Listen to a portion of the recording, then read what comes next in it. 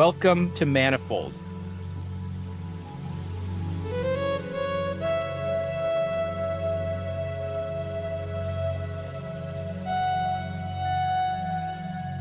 I'm very excited today to have as a guest Professor Shai Carmi of Hebrew University in Jerusalem.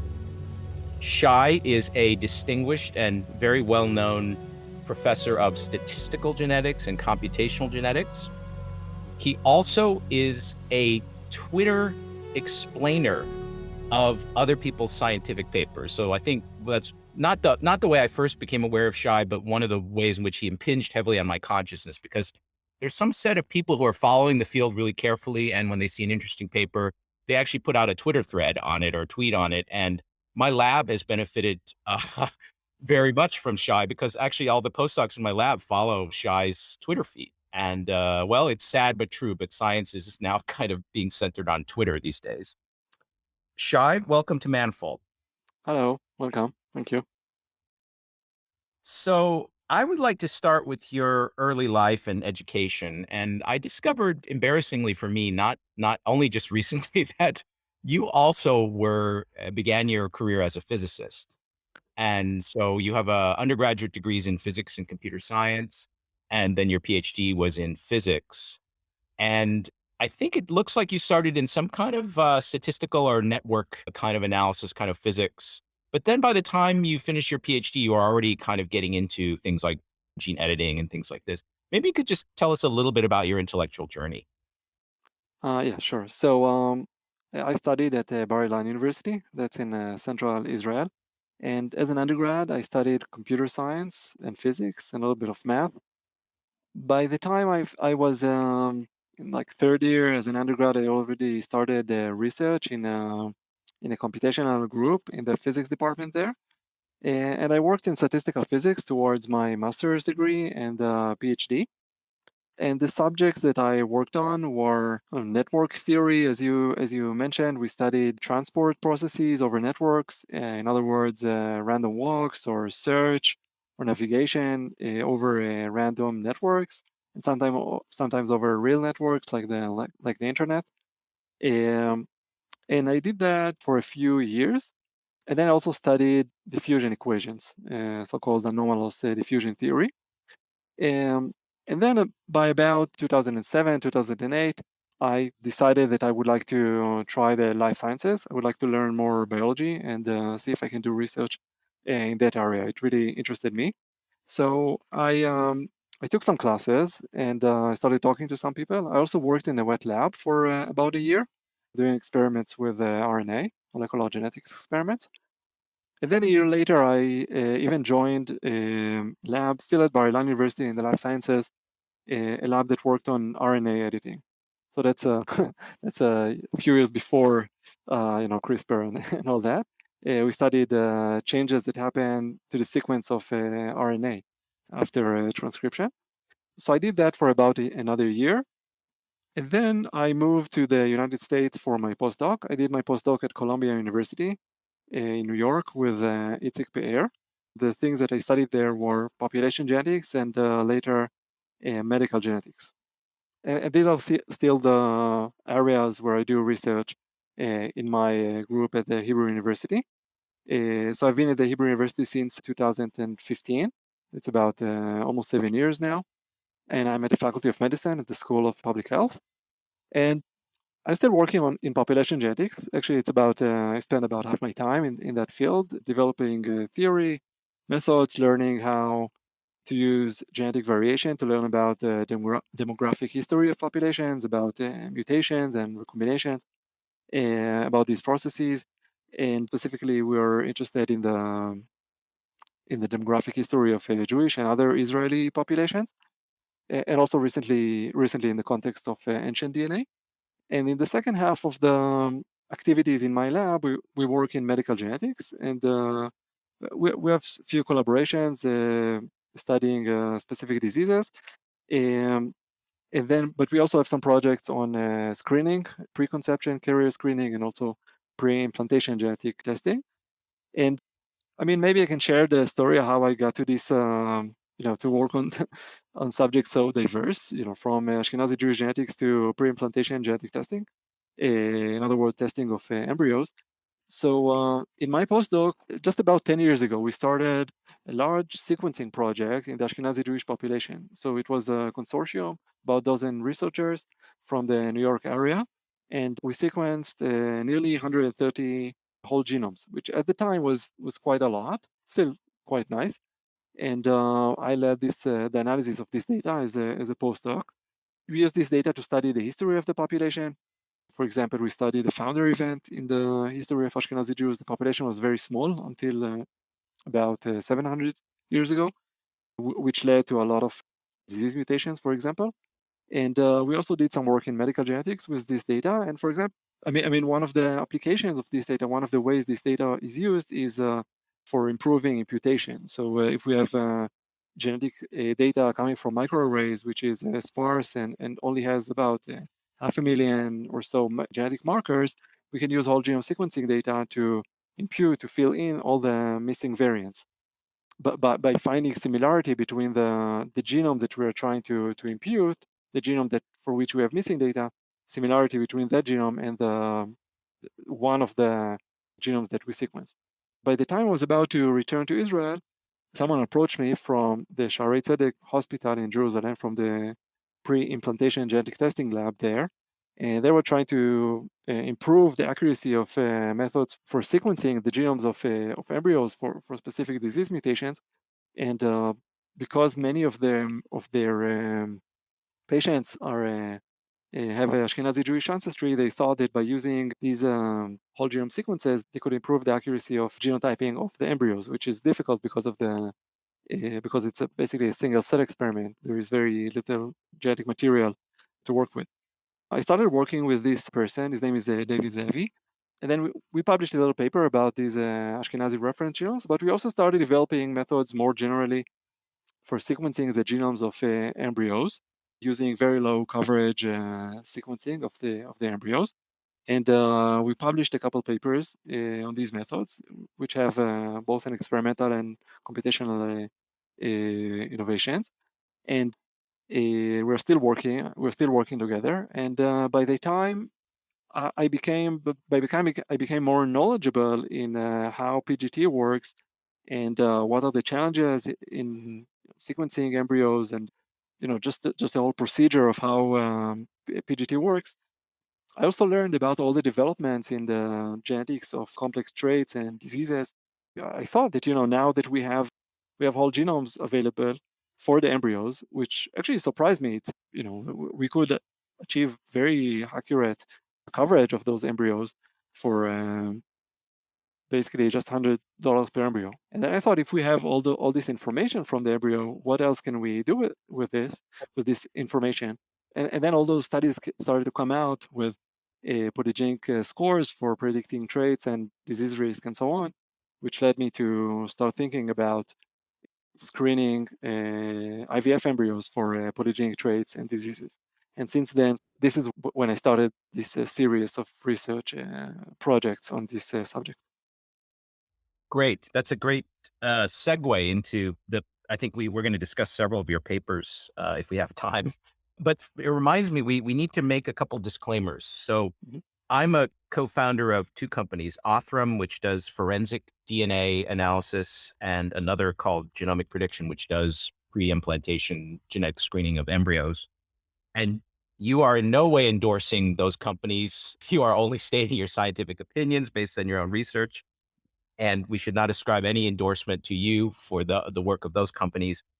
Similarly, you are a consultant for MyHeritage DNA, which is I guess you could call it a consumer DNA company, which I guess is focused both on ancestry, maybe, and also on health risks. Right. And I guess we should just point that out for any conflict of interest reasons. Is that fair? Thank you. Yes. Thank you very much for pointing this out. Great. Now, I'm really interested in your paper. So you wrote a paper on analyzing the gain or the utility gain from embryo selection, I guess I should say risk reduction from embryo selection. And one of the phenotypes that you looked at was schizophrenia.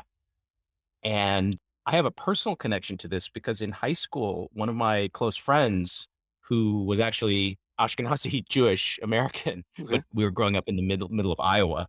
His father was a history professor. He was a brilliant kid, and he went to Princeton to study. He was a double major in biology and English. But then he had an attack of schizophrenia in his early 20s, and he's never been honestly normal since. He's been a actual, I would honestly say kind of a burden to his family for his entire life because he never really recovered. And that was a very strong shock to me because intellectually this guy was very strong, very ambitious, and he was just struck down by this disease. And so I've always had a little bit of an interest in schiz. I don't know that much about it, but for this personal reason, I have an interest in it. My understanding is it affects something like 0.5% roughly. I mean, it varies from population to population, but Even up to half a 1%. even 1% Yeah. of the general population. So Yes. it's not a super rare Right. condition, but it can be devastating, Right. not just for the individual, but for their whole family, as I understand. Right. And if you have a family history, conditional on having a family history of schizophrenia, the individual risk for just conditional risk might be as high as like 10%. Hmm. So in your analysis, you looked at what would happen if you could use a genetic predictor, polygenic predictor of schizophrenia risk, and you had some number of embryos. Let's say, I think was the number 4. One of the cases that you looked at was We maybe 4 mostly looked at embryos. 5 embryos. 5, sorry, 5. So say you pick the lowest schizophrenia risk embryo out of 5, you could have a relative risk reduction. I'll define in a minute what that Hmm. is. Relative risk reduction of something like 50%. Is that Yes. was that your result? Okay. Yeah. Now, relative risk reduction means if the embryo, if there was some pre-existing risk for that family, then the reduction was 50%. So by going through this procedure, they would have half the amount of risk. However, the absolute reduction in risk maybe is only 1% down to 0.5% if the family doesn't have any history of the condition, the absolute risk reduction. Whereas if they had a family history, the absolute risk reduction might be much larger, like maybe from 10 to 5% or something like that. Is that a fair summary of Uh, your results? yes, pretty much. Yeah. Would you like me to Okay. expand? Yeah, absolutely. Please do. Yeah. So fortunately, I mean, I didn't have any personal encounter with this disease. The interest in this, specifically in this disease, comes mostly from my colleague Todd Lance, who is working specifically in this field of psychiatric genetics.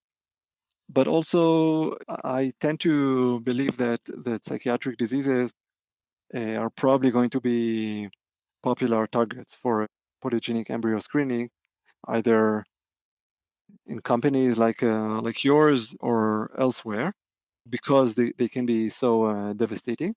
So to find the expected relative risk reduction, so yes, we assume that there are 5 embryos available.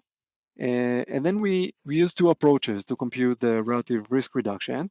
And in both approaches, we assume that the parents would sequence the genomes of all 5 embryos and compute the polygenic score for schizophrenia for each of those embryos. One important point is that we're assuming that the parents are considering only this single polygenic risk score. They're only considering this one disease, not testing for multiple diseases. This is something we can talk about later. And then the parents are going to be transferring the embryo that has the lowest risk score for schizophrenia. And then we use 2 approaches. The first is mathematical, a statistical model, which is called the liability threshold model, which states basically that each disease has so disease is a binary trait or a binary variable. An individual can be healthy or sick, but it is assumed that each such disease has nevertheless a continuous so-called liability that is unobserved. But this is something that we cannot measure it, but when the liability becomes very high, we see the disease. The person becomes infected. The disease appears. This happens to be a good model for fitting various types of genetic data. And the assumption is that this liability has a genetic component and a non-genetic or environmental component. And the relative sizes of the genetic and the non-genetic components are dictated by the heritability. But we don't even know the entire genetic component. We don't know every single gene, every single genetic risk factor for the disease, we only know the polygenic risk score, which is basically just the number of risk alleles that are carried by an individual based on results of genome-wide association studies. So these studies, they look at cases and controls. They try to find associations. They find typically hundreds of alleles that are associated with the disease. And then for a new individual, we just count how many risk alleles we have. It's a good idea to do a weighted average, to give a weight for each allele by the risk of carrying that allele. But these are technical details. Eventually, we assume that the liability has the genetic component represented by the polygenic risk score, and then a residual component which comprises all the other genetic risk factors plus environmental factors. And then, under the very reasonable assumption that these components are normally distributed, then we can compute the distribution of the polygenic score for the embryo that will be selected, and from that we can compute the risk of the embryo to be affected by the disease as an adult.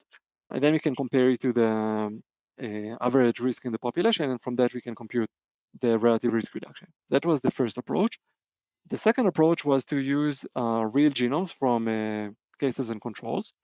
So we cannot do an experiment. There's no data we can do. There's no data we can get from an experiment where we would actively select an embryo based on one strategy or another. So we still have to rely on to some degree on simulation. So we take genomic data from cases and controls. In this case of schizophrenia, cases of schizophrenia and individuals unaffected with the disease. And then what we do is we call it virtual couples. So we mate individuals at random to create pairs of father and mother. Although they don't even have to be male and female, but we just create those pairs. And then we use, I would say, standard methods from genetics to simulate genomes of children. And then once we have the genomes of children for each such virtual couple, we can compute the polygenic scores of the children. And then we can compute the risk of the children to be affected based on models that were learned for the parents. So we use the parents, we use those case control genomes to learn what should be the risk of an individual based on the polygenic score. And then we use these models to compute the risk of each embryo, and we select each simulated embryo, and then we do this experiment, computational experiment, where we say, okay, what is going to be the risk of the embryo that has the lowest polygenic risk score for schizophrenia? And then we compare it to selecting a random embryo, equivalently to the prevalence of the disease in the population. And again, from that, we can compute the relative risk reduction. And what we found is that for schizophrenia, the polygenic risk scores that we have right now, they, in technical terms, they explain about 7% of the liability, of the variance in liability of the disease. It's a way to quantify, to measure the predictive power of the polygenic score, which is not very high, but it's also not very low. It's about typical for many diseases. Most diseases today have polygenic scores explaining the variance of about 5 to 10% of the liability. And given this parameter, and given that we have 5 embryos for each couple, then our estimates were that the relative risk reduction is going to be between 40 and 50%. As you mentioned, this is the relative risk reduction. It's not the absolute risk reduction. So if the disease has prevalence of 1%, this means that the absolute risk reduction is going to be only 0.5%, or more correctly, 0.5 percentage points.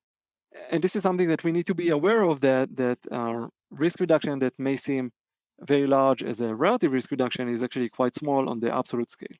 And both ways of presenting the risk are correct, but I think it's usually better to present both to make sure patients know what to expect.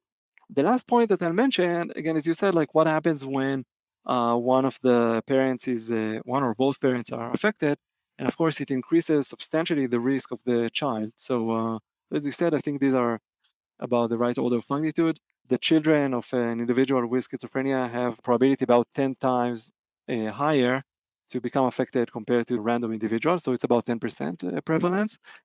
And what we showed is that the relative risk reduction is still remains, I think it's if I remember correctly from the the numbers we reported, I think it's a little bit less, maybe not 50%, maybe closer to 40%, but it's still quite high.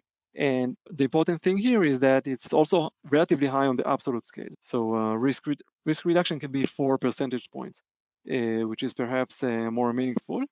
I thought that these derivations or this part of the modeling that we did is quite important because these might be the first use cases for polygenic embryo screening, perhaps not in the US, but in other countries, these might be cases where parents will ask for their embryos to be screened or prioritized based on polygenic scores in case one of them is affected by schizophrenia or similar diseases.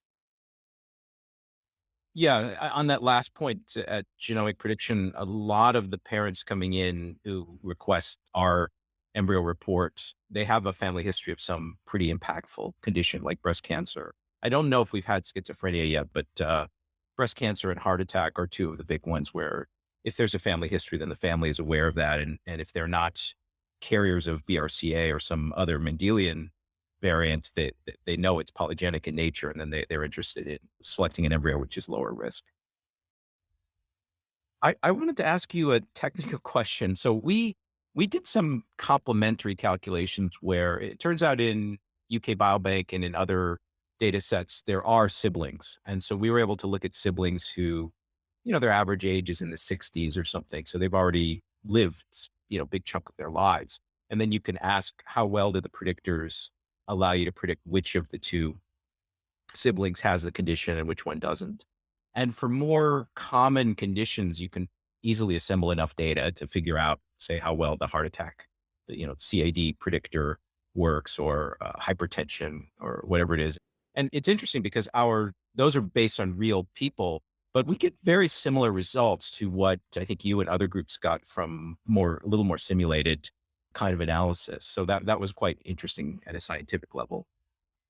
I had a very technical question I wanted to ask because we've thought about making synthetic babies, not I mean, on the computer in silico. So the question I always have, and this is exposing my lack of biology knowledge as a dumb physicist, is when you have meiosis and you make gametes, so you make an egg from the mother, you make a sperm from the father. We sort of know the chunk sizes that, the gamete only gets half DNA of say, the father. Do we know much about the distribution of how those chunks are determined in meiosis? Like, I would think this is something that you could actually answer this question with your data now. Yeah, yeah, we know. We have a pretty good idea. We have something called the genetic map, which basically for every position in the genome or for every small window of the genome, it provides the probability of having recombination, crossover, in that window in each meiosis, in each generation.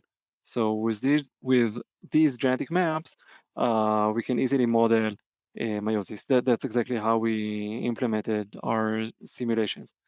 And these ideas are also very commonly used when people are trying to study, for example, methods for detecting relatedness. So this is like if I have a new method to detect relatives, then I would need to simulate these relatives, and this is how it's done.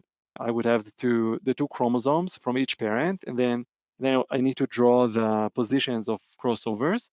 And the standard assumption is that the position is uniform along the genome. It's not exactly accurate. Also, separately, I wrote a different paper about when this assumption does not exactly hold, but broadly, it's fine to make this assumption, and simply it's a Poisson process. If you go even more technical, and the rate of the process is simply determined by the total so-called genetic map of the chromosome. So this is how we drew the chromosomes. The one problem with this method is that we don't really have the chromosome sequence, the haplotypes of an individual. We can only infer them computationally using something called phasing, which is imperfect. So in a sense, like each of the chromosomes that we think we have for an individual is actually a mixture of the two chromosomes of the individual, but at least over relatively short range, something like 100 kb or 1 megabase, we have phasing is quite accurate. So I think what's important is that we get the local LD structure, we get it right in the children. But otherwise, the precise positions of the crossovers, it doesn't matter that much. I see. Wait, so as a first approximation, you can take it to be just a uniform probability at each position for Yeah, uh, there is something called crossover recombination. interference, which means that not only in humans, in many organisms, there is two crossovers cannot be too close together. There's like a repulsion between crossovers, and it can be modeled, but overall, it's not very important. I think in this for the purposes of studying, risk reduction. Yeah, I mean, if the predictor is super polygenic, this will kind of come out in the wash, I guess. Yes, yeah, Um, exactly. the the sort of basic biology question that I was ignorant of is I thought I had heard that there are quote recombination hotspots where the probability Mhm. just shoots up. Yeah, And the question is whether you have to model that yeah. in your Right. yeah. So we did, as I explained, like we have this genetic map, which is in windows that are hotspots, there is higher probability. So maybe just to correct one thing I said before, we select the position of the crossover uniformly, but in genetic map units. Yeah, and that takes hotspots into account. Got it. Yeah, so that's a very beautiful work and extremely useful, right? Because if you can generate synthetic siblings or offspring, right, there are many uses of that. And you actually hinted at another one, which is genetic genealogy and DNA forensics, which maybe hopefully we'll get to that later in our discussion. Um, Yeah, I can also say that in terms of this, working with siblings, I think it's a great approach because it avoids some of the difficulties that we have with simulation. So I think the genomes of the simulated embryos that we generate on the computer, I think they are pretty realistic, but the problem is we still have to rely on a model for the risk given the polygenic score. And by working with actual siblings from the UK Biobank or other data sets, this problem is avoided. So it's a lot more realistic. The problem is working with siblings, it's more difficult to find out what happens with more than two siblings. So maybe I'll just take the opportunity to tell about our previous study where we looked at screening embryos for height, where we did a similar experiment, but we had a really unique and interesting data set.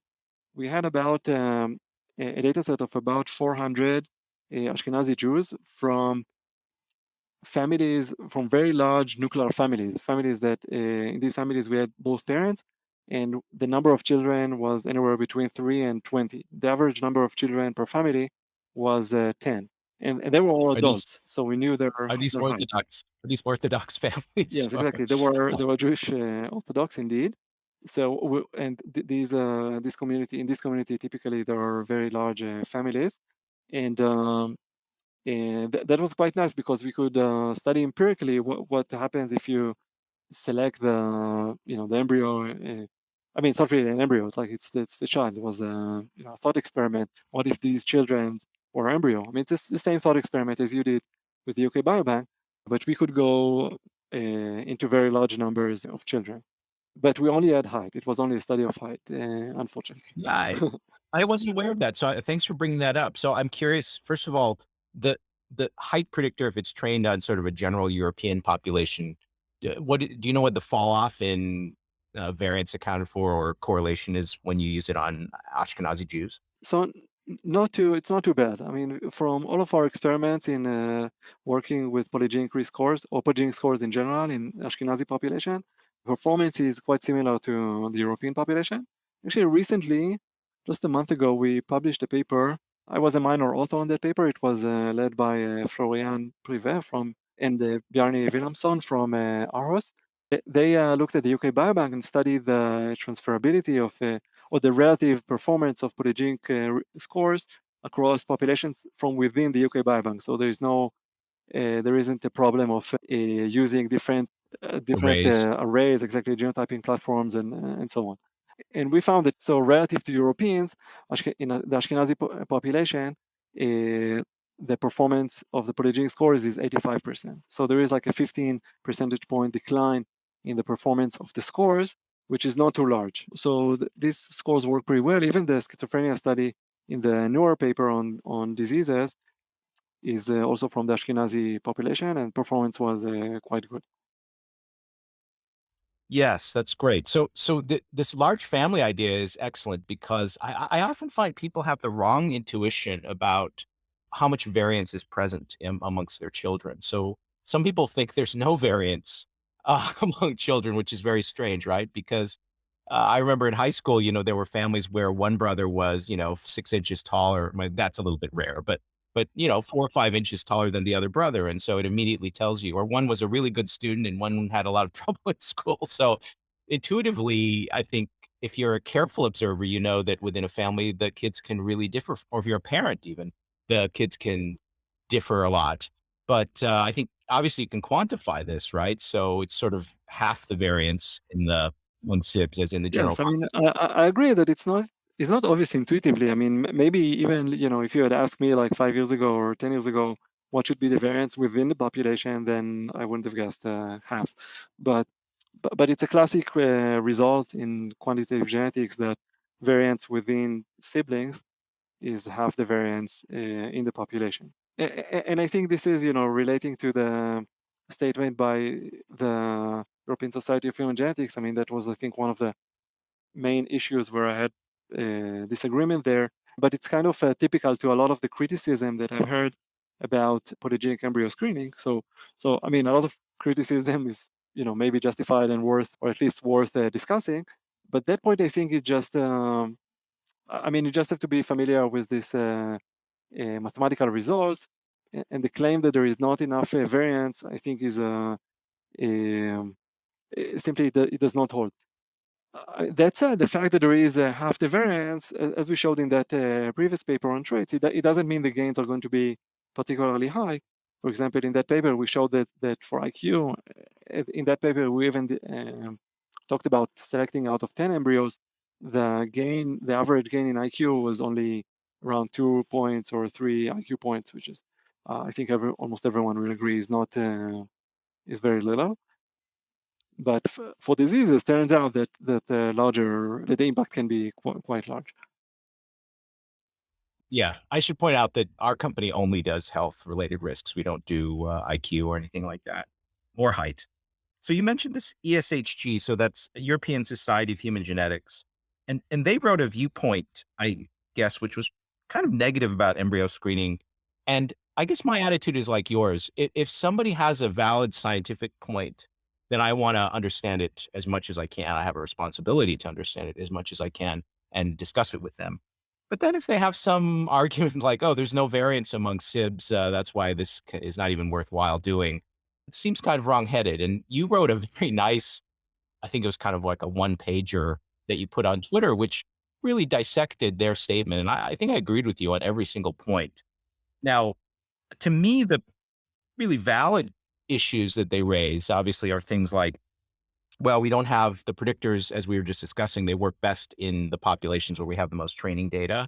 And the more distant you are from those, say, European populations, the less well the predictors work. That's the current situation. And that's a problem the whole field has to fix, not just anybody involved in IVF or embryo testing. And the other issue, I think, is that there has to be I think you said this as well, there has to be a big society wide discussion of how this should be regulated, what should be allowed, what should not be allowed. Of course, it should be based on the best science, right? So it shouldn't be people who aren't familiar with all the recent research giving their opinion. It should be an informed opinion. Correct. So, I mean, there was some criticism I agreed with, and we also raised some of the points in the comment that I wrote with colleagues, bioethicist colleagues. But yes, I mean, some data is out there on the expected outcome, so no reason not to use it. And of course, I mean, I think everyone is aware of the issue with the lower performance in non-European in populations, or individuals with non-European ancestry.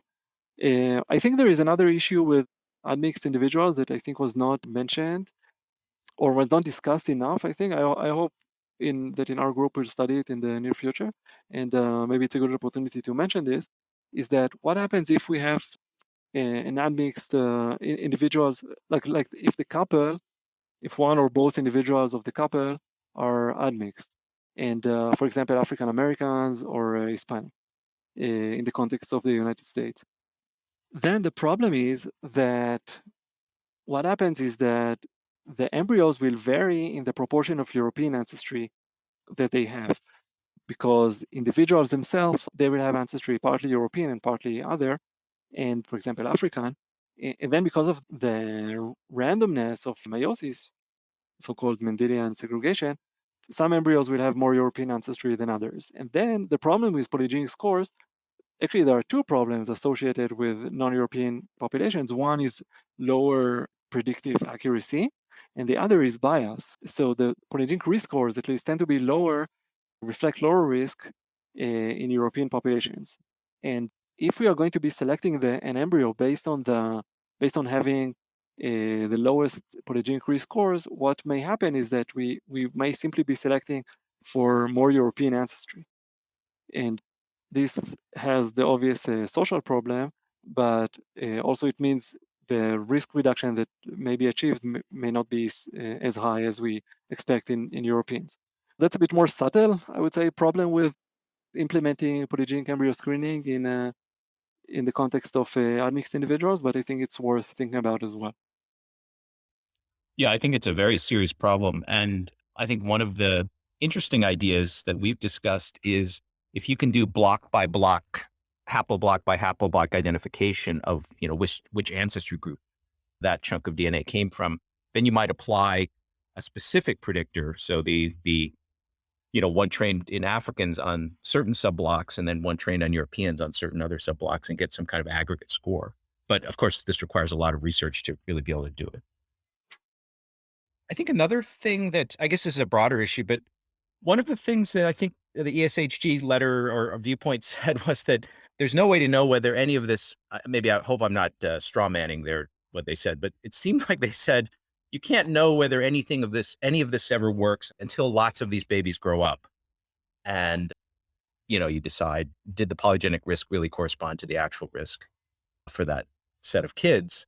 That seems like a very unrealistically high standard. And I'm curious what you think about that. I think you commented on that. Right. Yeah. So I think they are aware that it's infeasible to do these experiments. So let me just reiterate what they were saying. They were saying that if we have this possible intervention of prioritizing the embryos based on polygenic scores and then transferring based on these scores, if you want to do this intervention, show that it has health benefits, we need to do, let's say, randomized clinical trial where we would, randomize some couples to select embryos by polygenic scores and others to select embryos at random or based on morphology and so on. And then wait, a few decades until there are health outcomes and then see if this method work to reduce the disease burden. So what they said is that it would be impossible or irresponsible to use polygenic embryo screening before such trials are conducted. So I think they are well aware that it is impossible to conduct such trials. I don't think they seriously suggested to do them. But I think their point was that it would be, because it would be impossible to run such trials, we should be careful. I don't know if ban, but we should be very careful with using polygenic scores with embryos. But I think that we have the tool of statistics and we can develop models or even simulations like based on the UK Biobank, as you did. And I think these tools can give us reasonable estimates regarding what we expect.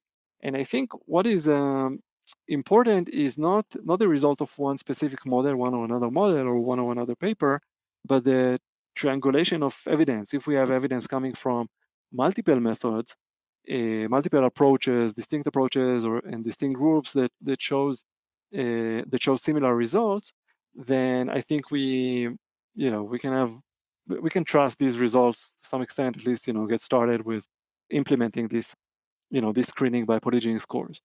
Now, the analogy that pops into my head, well, I guess there are two. One is that we already do, or it is fairly common to do Mendelian screening against rare Mendelian variants.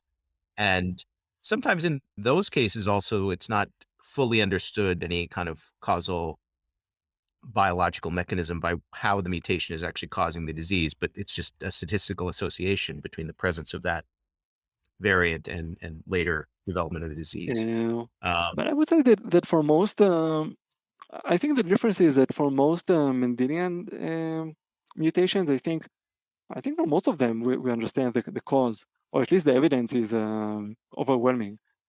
I mean, I find it difficult to find. I mean, how many diseases we have for which we don't understand the biology of how the mutation causes the disease. okay, I'm not an expert on this, but to me, it sounds like, I guess being kind of skeptical always about biomedicine a little bit is that sometimes I go to a talk and they're explaining me what the mechanism is, and it looks like they just draw a cartoon, and then really they're appealing to the statistics to justify their belief in this. But the mechanism sometimes, I mean, obviously, if they have some intervention or some really very definitive biochemical uh, tests that can support the hypothesis, sometimes it seems like they're confident, but they should maybe the main source of the confidence to me seems like it's statistical data. Yeah, I mean, in some cases, yeah, I don't know enough to, to say how widespread this is, but but I think it's not. At least in my opinion, I don't think the fact that we only have statistical evaluations of the expected outcomes. I don't think it should. I'm not saying we should approve the technology because of one statistical evaluation or another, but I think we should definitely consider. I mean, simply because we cannot wait for trials. I mean, this is clear, I think, for everyone that it is impractical to do these trials and to wait for the outcome. So we will have to decide whether it should be approved or not based on what we have right now, based on the tools that we have right now. Right. And again, I think it's not that different from, when the FDA has to approve a particular drug. When I look at the analysis, I was some years ago, my doctor, I had a high cholesterol readout, which was anomalous, but he immediately said I should start taking statins. So I started looking into statins, and at the time, the data supporting the efficacy of statins seemed pretty weak to me, but it had been approved. It was already starting to be $1 billion business or something. And this Alzheimer's drug, I think it's called Aduhelm, that also seems to have been approved on fairly weak statistical data. So I feel like the evidence in our papers is much stronger than that. It seems like to me, but I'd like to hear your opinion. I don't think I know enough to, to give a confident assessment of these other drugs, but I think, you know, particularly not on, Alzheimer's drug. The one difference is that for these drugs, or, in general, let's talk generally, not about one drug or another. In general, for drugs, there have to be clinical, like randomized clinical trials. So you measure the efficacy, you eventually you have to run a statistical test and to get a p-value, but you have outcomes from people who are treated compared to people who are not treated. And this is something that we will not have for polygenic embryo screening in the, not in the near future and also not in the distant future. And I think that's, in my opinion, that's a big difference. But whether that's a, difference big enough to justify banning polygenic embryo screening just based on that, probably not, in my opinion. Yeah, I agree. I mean, that is a fundamental distinction. I guess when I was comparing to these other sort of tests of statistical tests for drugs, I was thinking about the delicacy of the statistical analysis and how, you have to make some assumptions in the analysis. And for again, not to get into a specific one, but I looked into this because I was interested. The Alzheimer's one, Aduhelm, there's negative risk too. If you take the drug, there's some bad things that can happen to you. And so you have to trust their analysis to decide the net utility is positive for people taking this drug. So, That's so true. I there mean, is you have some, to, yeah. I mean, I agree. Sometimes the statistics can become tricky, but sometimes you have cases like the COVID vaccines, for example, where you don't really need yes, statistics to see the right, effect, right? right. Now, another criticism often against this kind of thing, against embryo selection, comes from something called plyotropy. And I don't recall where the ESHG viewpoint mentioned plyotropy, but we looked at this pretty carefully, and as far as we can tell, for the major polygenic predictors for the major diseases, there's actually fairly modest pleiotropy, and in fact, if you select on an index, so this is something that the doctors immediately demanded, that there be some kind of general health index that they could use because it's just simpler to think about for them and simpler for them to explain to patients. That if you select on an index, generally doesn't seem to be a zero sum thing going on, that you can actually improve. You can lower risks across a bunch of different risks. And this seems to be supported by other people who independently are studying things like longevity and such, that you can build a kind of polygenic longevity predictor. I'm curious what you think about this, or if you've studied this at all. So we studied this question in both papers, in the 2019 paper on traits and the recent paper on diseases. In the 2019 paper on traits, we found that if selection is done for, so it's a bit tricky. The gain per trait, it decreases with the number of traits that are considered. So what we showed in the paper, that the gain that you have in the traits of the future children decreases with the number of traits that you're selecting for, and it's inversely proportional to the square root of the number of traits. So if you're selecting for 4 traits, the gain per traits will be only half what you get had you selected for only 1 trait. So, and if you're selecting for 16 traits, you will get only quarter of the gain. But on the other end, you're going to be getting gains for more traits. So like the net benefit is positive. So you will gain more by selecting for more traits, and I assume for more diseases. But the gain per each individual trait or individual disease is going to be smaller. Right. Which I think once you think about it, once you think of it, I think it's also intuitively clear that this is what should happen. So the thing is with diseases, I never studied it myself, but from what I've seen, I mean, there is correlation between diseases, genetic correlation between diseases. But the thing is that usually this correlation is positive. Usually it's not very strong. I mean, of course, except for diseases in the same, very similar diseases like schizophrenia and bipolar disorders, of course, there is very high genetic correlation. But in general, if you across all domains of medicine, the correlation is usually not large, and it's positive. So if you're reducing the risk of one disease, you will be reducing the risk of another disease. So I tend to agree that once there is like an index of, like a health index of some sort, either based on longevity or based on a combination of diseases, it should probably reduce the risk of most diseases simultaneously. Although, as I said before, the risk reduction is going to be much smaller than like the 50% that I mentioned earlier when you're selecting for a single disease. But I think what we have to be careful about is specific pairs of diseases that have very strong anti-correlation, because this can happen sometimes. It's not very common, but if a couple is about to select for one specific disease that has high anti-correlation, strong negative correlation with another disease, then this should be taken into account, because our results from the 2021 paper showed that this can increase quite substantially the risk of the correlated disease. So I would say, like, to summarize broadly, I don't think it should be a major concern, again, because of the mostly positive genetic correlation between diseases. But I think this is something that everyone should have in mind, for some specialized cases.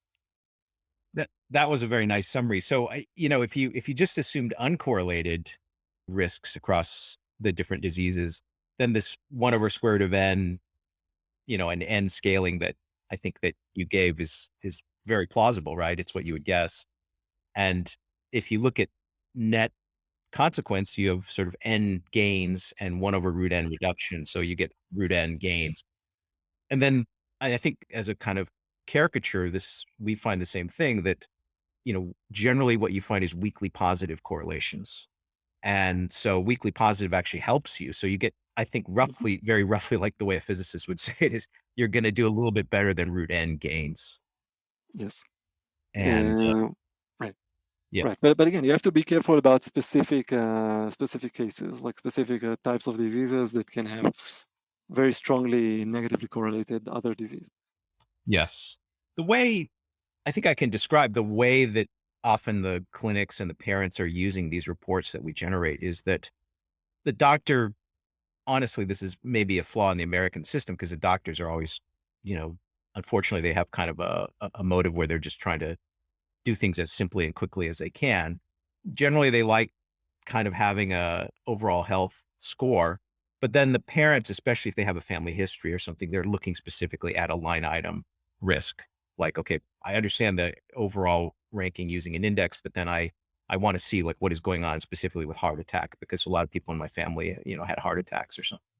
So that seems like a reasonably rational way for people to use this information. It doesn't seem like people are having trouble making use of it.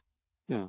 Although I would be careful in that case in that setting, about the expected relative risk reductions if the identity of the selected embryo is eventually not the one with the lowest or highest health index. Maybe it could change the calculations to some degree. I don't know. Yeah, it's very Yeah. subtle. I mean, the genetic counselors that we train takes a while for them to explain, triple R and ARR Mhm. to the patients, but Yeah. it's the real focus of trying to give them a clear picture of what the information says. Yeah, your experience would be very interesting. I assume you will publish it, at some point, all the data that you have on the patient experience.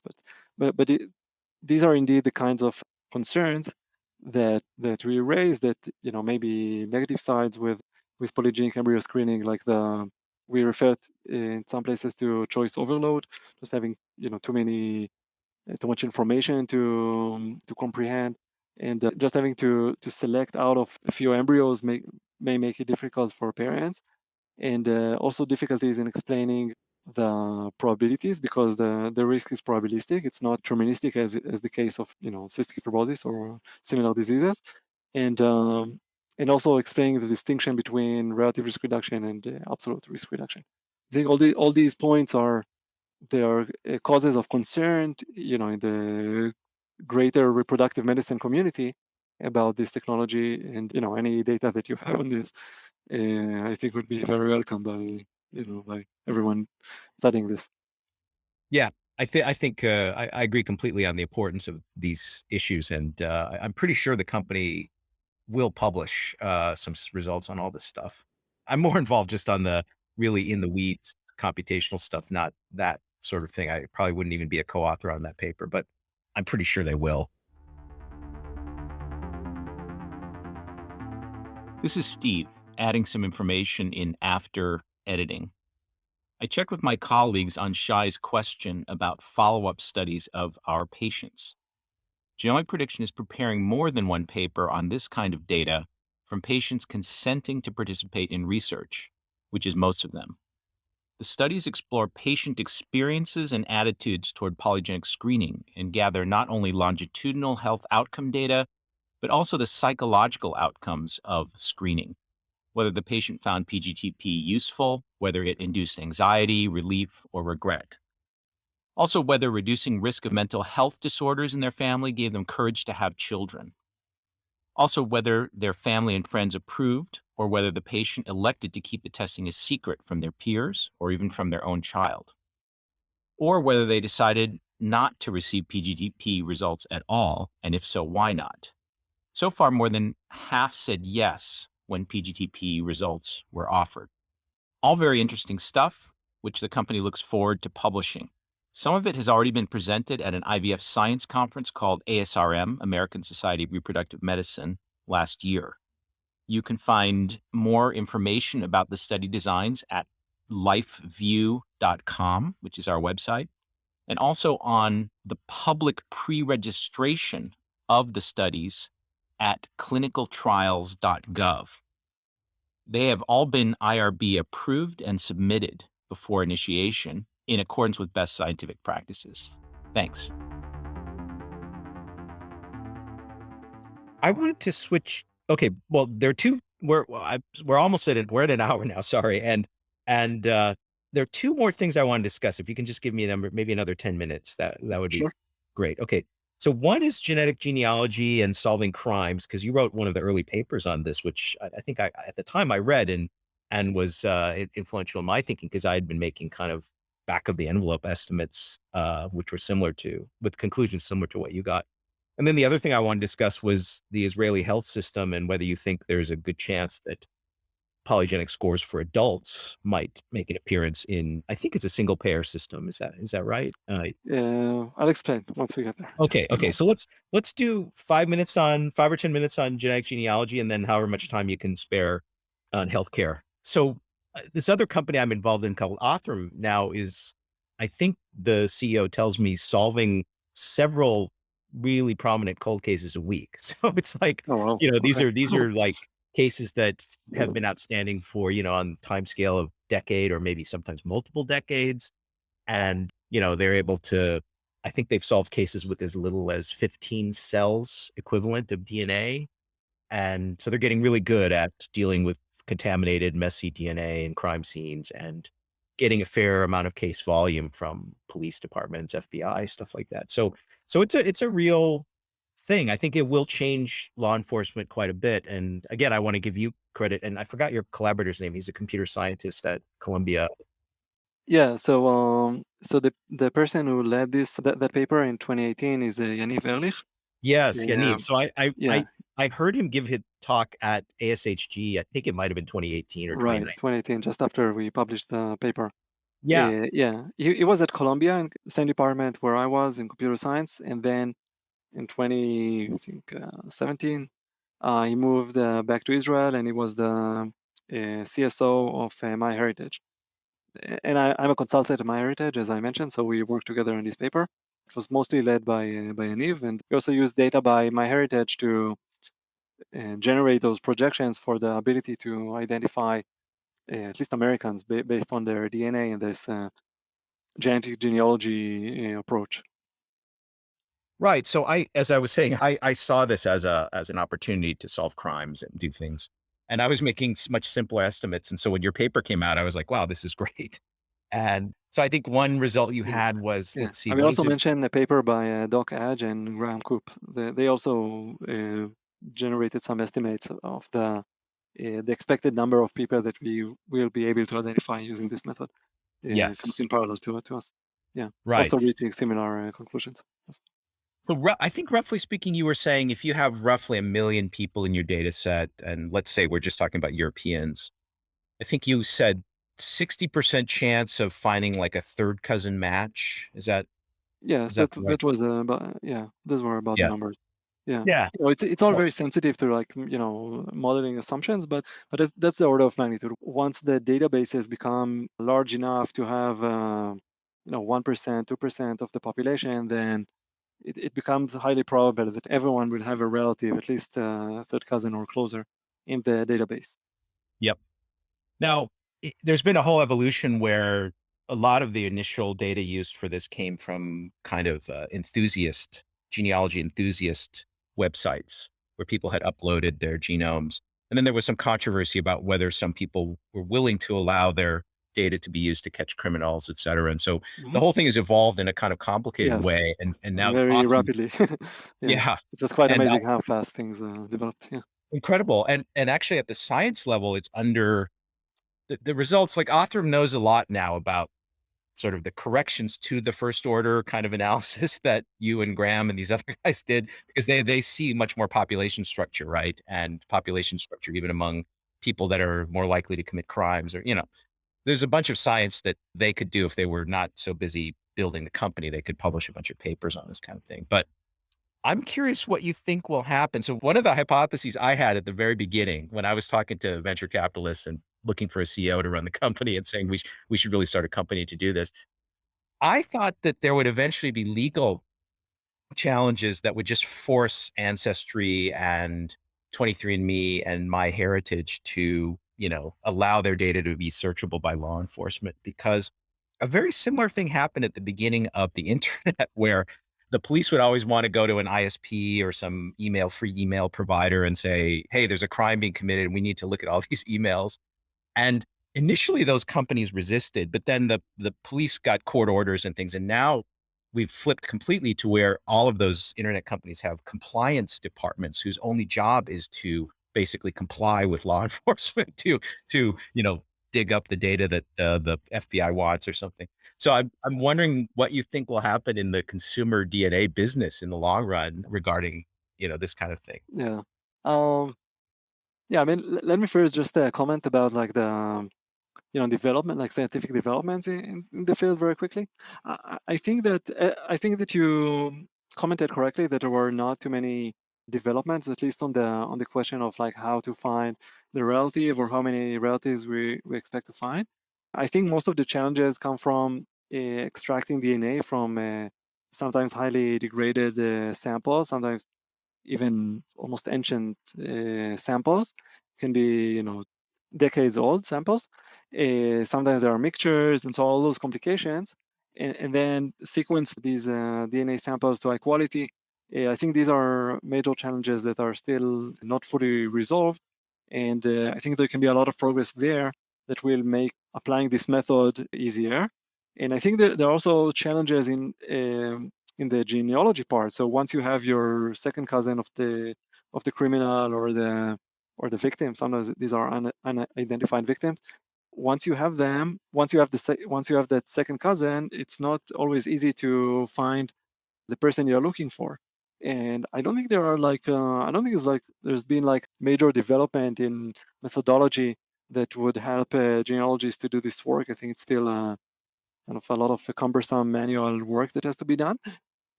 But the question is like of how many relatives we will detect. I don't think this would change too much. I think now that databases keep growing, at some point it will be just everyone is going to be nearly everyone is going to have a relative. So this question is going to have less importance.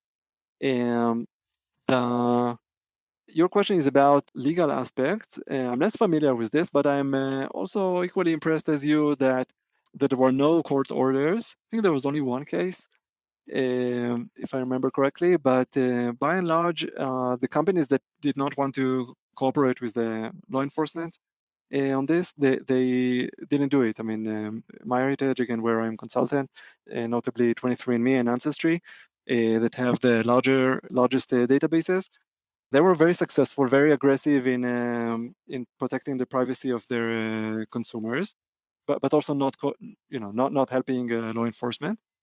It's also a question what's the right thing to do. It's not obvious, but the decision of this company was to protect as fiercely as they can the privacy of their users. And yeah, it is quite interesting that it's successful. I mean, it is not practiced in Israel, this method, for various reasons. It's a bit complex. I won't get into it. But in the US, it's the forensic genetic genealogy is now very widespread. But I think the law enforcement agencies they now simply they just live with what they are allowed to to use. I mean, with GEDmatch and family tree DNA, and they probably gave up. Maybe there are some things happening behind the scenes that I'm not aware of, Yeah, but there are maybe they things just here. realized they just won't have that court order, so they just should not waste their time on it. My description of what's happening in the US, I guess I have some special information, but I don't know how much of it I should share. But there is a lot going on in the background with proprietary data, building proprietary data sets. And the police are just happy because this is already, even in the current situation, a big quantum leap over what they could do years ago. The local incentive structure for the detectives and prosecutors is they're just trying to clear as many cases as they can. And for them to engage in some protracted legal struggle with, say, 23andMe, they don't have a good incentive for investing that much of their time and energy to do it. But it could happen easily if, like, some kind of politically ambitious district attorney or somebody wanted to really push it in, maybe in some red state in the United States. That's the fluctuation that I'm waiting to see. I think that fluctuation will eventually happen. But right now, the police departments are just happy that they can clear a bunch of old cold cases, that they had never had any hope of solving. I think also they have. I mean, I assume they don't solve every case using the genealogy. They don't always find relatives, but even if they find relatives in half the cases they're studying, they probably have enough work to for a few years forward, to keep them busy That working on is those exact cases. that is Uh, exactly right. Yes. yeah, in particular, there are so many rape kits, for example, that from what I read, that were not even genotyped. There's so much potential to use it, to use this technology even before going to court with 23andMe. Yeah, the rape kit issue is a terrible one because there are many, many rape kits that have not been processed, and it's also true that a very small number of offenders are responsible for a lot of the rapes. So there's a kind of some, I don't know if it's a power law, but you'll like this from your earlier work, but there's some kind of distribution where a relatively small number of people are responsible for a hugely disproportionate number of crimes, and so when you lock them up, it has very large kind of network effects, or not network effects, but disproportionately good effects. Let me switch gears because again, I'm conscious of the time and I don't want to keep you too long. So I'm curious about the Israeli healthcare system, and I just have the feeling that, well, I guess maybe at the crudest level, people are smart in Israel. So I'm wondering if it's possible they'll be the first to start using PRS constructively for adult healthcare. Okay, so briefly, the Israeli system is so there is universal healthcare, but it's not, there's no single provider or insurer. There are four providers for HMOs. The largest is called the Clalit. It insures about half the population, and they recently became very famous after they published several papers on the COVID vaccine because they have really, really good, high quality longitudinal electronic healthcare data spanning almost 30 years, I think. They also have a really good research institution. And then there is another provider called Maccabi, which covers about a quarter of the population. And then there are two smaller providers. But every person in Israel, every citizen must be a member of one of these HMOs. So regarding polygenic risk scores, they are not being implemented clinically right now anywhere in Israel. As I mentioned earlier in this conversation, only very recently we have good data on the predictive power of polygenic scores in the Ashkenazi population, and we know that the polygenic scores work pretty well. Not exactly the same accuracy as in Europeans, but almost there. So we know that they should work well in Israel. Regarding the other populations of Israel, we know very little, if at all. Um, I mean, I did like a very, very small study of 100 people from an Arab village studying LDL cholesterol, and that's it pretty much, I think. So there is a lot of, we don't know enough about how well polygenic scores are going to work. And we also don't know enough about the attitudes of people towards using polygenic scores clinically. And I'm trying to run at the moment, few small studies in context of cardiology and oncology to just take a sample of cases and controls from clinics in Israel and compare polygenic risk scores. And so we know it should work in Ashkenazi Jews. That we should validate that first, and then see how it works on the other, in the other populations, particularly the non-Jewish population. So we have this missing data. What we do have, which I hope will take off, in the near future, is a large national project to set up a biobank or a study of 100,000 Israelis, along with their genomes and their clinical records. And this project, it has a lot of funding secured from the government, but it ran into some barriers and technical and legal problems throughout the past few years. Now there's new management and I would say more excitement about it, and things are starting to move on. And I hope that this momentum will continue, and then we will have a really large resource of genomic data from Israel. And then, of course, with these amazing longitudinal medical records that we have in Israel associated with that we will have associated with these genomes, I think it will be very easy to study the utility of polygenic scores. And then I think there will be openness to try polygenic risk scores in the clinic. I think it will be important to have some preliminary cost effectiveness analysis or preliminary trials. But from conversations that I've had with clinicians, maybe it's a biased biased sample of clinicians, but I think they have excitement about the ability of polygenic scores to identify individuals of a very high risk. But I mean, at the same time, we have to realize that the sensitivity is very low. I think it's we know that from many studies that were published, including studies on embryos. We know that just identifying individuals at very high risk is going to find only a small proportion of the cases, and even the positive predictive value is going to be, it's not going to be very large. So we have to have that in mind, but still, it could be another tool, another way to stratify individuals by risk, and maybe give them better treatment. So it's early to say whether we will have it implemented at scale in Israel, but I think there is definitely a willingness to try it out and see how it works. It sounds like Israel could be the other two that I think are promising are Estonia, weirdly, and Finland, because they're relatively small countries and they have good medical records and already some biobanking going on. Yeah, but Um, they are a few years ahead of Israel, I unfortunately, see. I see. in terms of like setting up the biobank. We're just, I mean, again, like there is funding for, the funding was secured already a few years ago, but there were several problems that slowed down, if not, stopped altogether the this project, and only now we're starting more seriously. I mean, this is a project of the Ministry of Health. I'm a consultant there, Mhm. trying to help with experience on population genetics of Israel and so on. I the example that stood out for me was breast cancer because people are already very familiar with BRCA, and the polygenic risk, can be as large for a fairly large chunk of women in the population compared to BRCA carriers.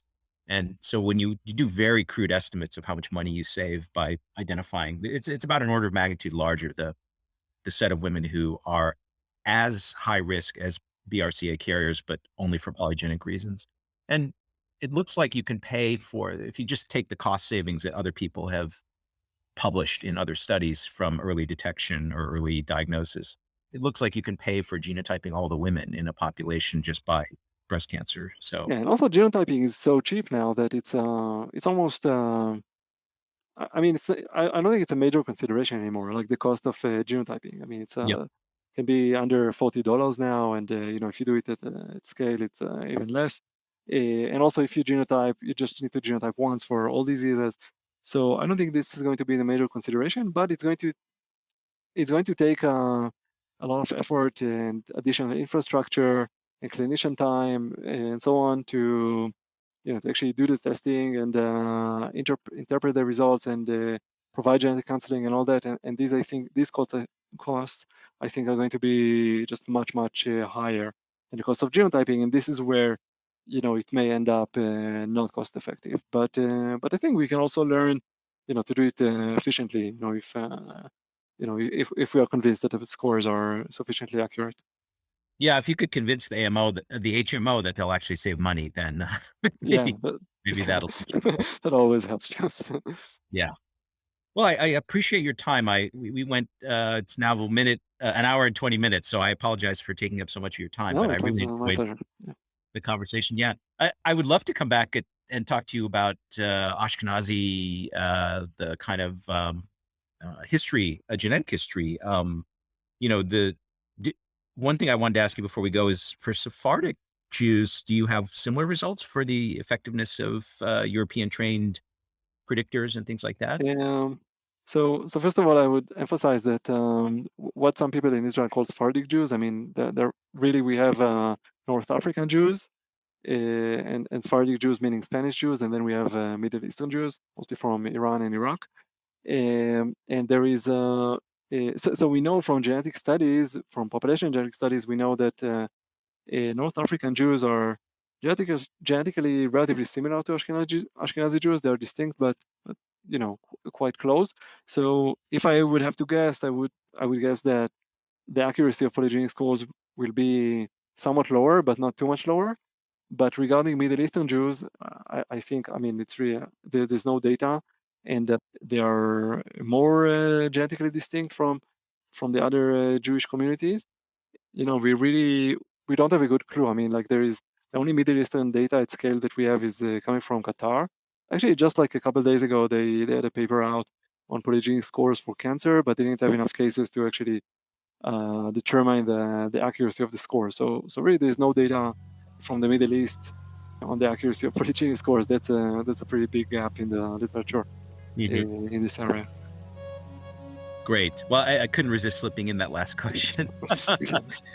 Shai, thank you very much for being on the podcast. I'm really happy that we did this, and I would love to have you back again if you have some more time.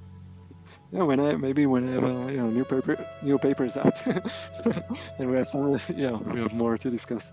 Yeah, that would be great. Yeah, it was fun. Yeah, thank you for having me.